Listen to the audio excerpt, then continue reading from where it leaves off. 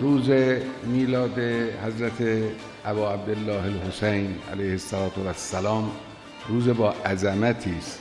به فرمایش مرحوم آقای حاج موسی جواد آقای تبریزی ملکی، عالم فقیه عارف بزرگوار،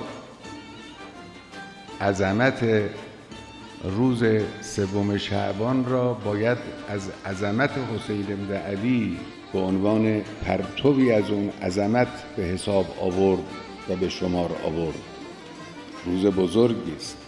در این روز کسی متولد شد که سرنوشت اسلام وابسته به او، به حرکت او، به قیام او، به فداکاری او، به اخلاص او بسته بود.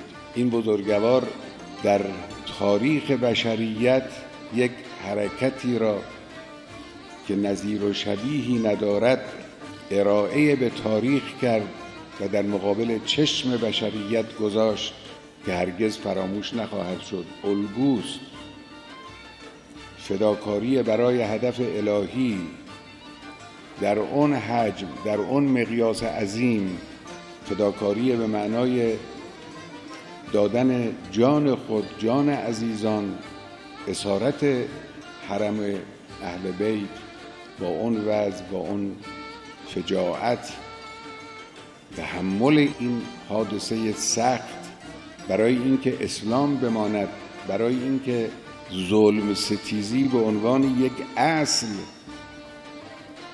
در تاریخ اسلام و در تاریخ بشریت به یادگار بماند. این چیزی است که دیگه نظیری برای او نمی شود پیدا کرد.